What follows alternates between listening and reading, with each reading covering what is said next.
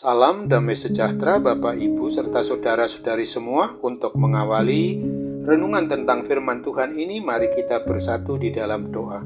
Tuhan Allah Bapa di sorga yang memelihara hati, akal, dan pikiran kami umat manusia, berfirmanlah kepada kami sebab kami bersedia untuk mendengar, dan atas pertolongan Roh Kudus mampukan kami supaya boleh melaksanakan firman-Mu itu dalam hidup kami sehari-hari. Hanya dalam nama Tuhan Yesus kami bermohon kepadamu. Amin.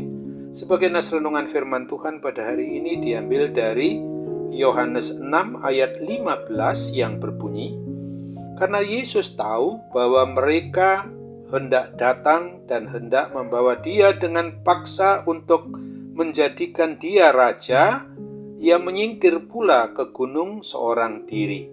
Sebagai tema yang diangkat dari nas renungan kita adalah bukan cari popularitas sesaat. Ada sebagian besar di antara kita umat manusia di muka bumi ini yang sangat menyukai adanya ketenaran atau popularitas, pujian, penghargaan, dan penghormatan dari sesama umat manusia. Saking hausnya akan hal-hal yang sedemikian itu, umat manusia rela menempuh segala cara demi mewujud nyatakan apa yang diinginkannya itu. Demi beroleh ketenaran atau popularitas, ada yang pergi ke dukun atau paranormal minta diberi susuk atau penglaris. Ada juga yang tega menikung atau menghancurkan teman atau sahabatnya sendiri. Ada pula yang begitu rela untuk mengorbankan harga dirinya. Kita tidak menyadari bahwa ketenaran atau popularitas itu meski sangat menggiurkan, namun sekaligus juga dapat menghancurkan hidup kita.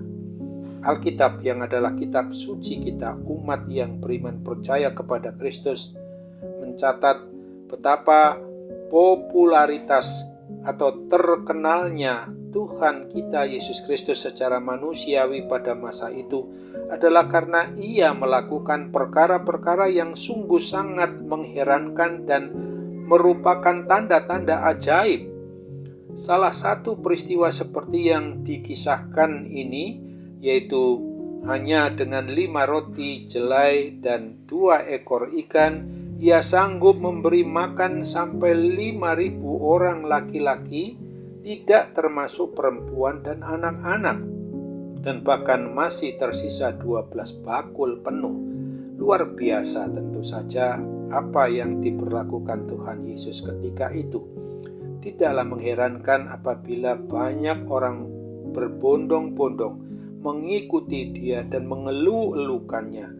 Di dalam Yohanes 6 ayat 14 ini diungkapkan bahwa ketika orang-orang itu melihat mujizat yang telah diadakannya, mereka berkata, Dia ini adalah benar-benar nabi yang akan datang ke dalam dunia.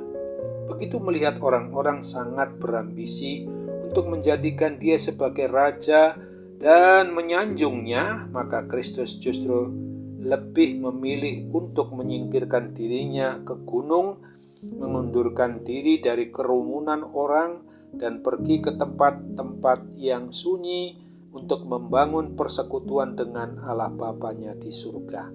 Sesungguhnya hidup sebagai pribadi atau kita sebagai keluarga orang yang sudah mengaku beriman percaya kepada Kristus ini adalah untuk memberlakukan hidup yang dapat dicontoh dan diteladankan oleh Tuhan Yesus Kristus itu, di mana Dia sesuai dengan kehendak Bapanya, yaitu menggenapi, memberlakukan, merealisasikan apa yang telah dinubuatkan oleh para nabinya di perjanjian lama, adalah sebagai suatu prioritas yang paling utama dan yang pertama-tama yang diberlakukannya.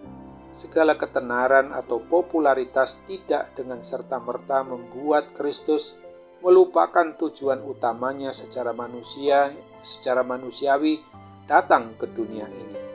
Jelas sekali apa yang telah Tuhan Yesus Kristus perbuat sangat bertolak belakang dengan apa yang dilakukan oleh umat manusia pada umumnya, yang ingin dipuji, dihormati, dielu-elukan, disanjung, dan dikedepankan hal apa yang telah diperbuat Kristus, yang lebih memilih mengundurkan diri dari pusat perhatian orang dan tetap fokus mengerjakan tugas tanggung jawab panggilannya secara manusiawi, yang adalah Allah yang maha tinggi jadi manusia itu. Skala prioritas hidup Kristus adalah bersekutu dengan Allah Bapanya, melakukan kehendak-kehendaknya, dan melayani umat manusia khususnya yang belum mengenal dan mengikut jalan kebenaran dan hidup bersama Kristus, bukan demi mencari popularitas atau pujian yang sesaat dari umat manusia ini. Tuhan Yesus Kristus bukanlah hanya Raja orang Israel yang akan membebaskan mereka dari pemerintahan kolonial, dari kekaisaran Romawi itu, tetapi Tuhan Yesus Kristus adalah Tuhan, Raja, dan Kepala atas gerejanya. Dialah Raja di atas segala raja-raja dan Tuan di atas segala tuan, sebagaimana sudah dituliskan pada kitab Wahyu di pasalnya yang ke-19 di ayat 16 ini. Dan pada jubahnya dan pada pahanya tertulis suatu nama, yaitu Raja segala raja dan Tuan di atas segala tuan. Amin. Mari kita kembali bersatu dalam doa. Tuhan Bapa di surga, terima kasih untuk kebenaran firman-Mu boleh mengingatkan kami hari ini, supaya kami jangan mau berambisi untuk mencari suatu popularitas atau keterkenalan yang sesaat sifatnya.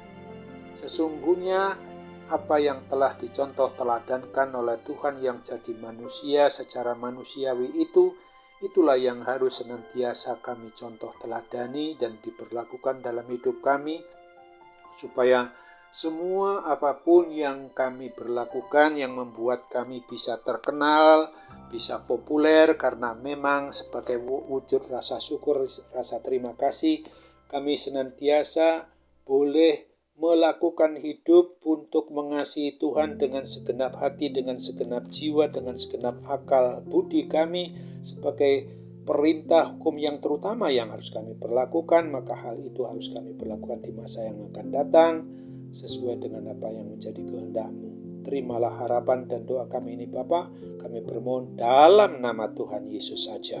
Amin.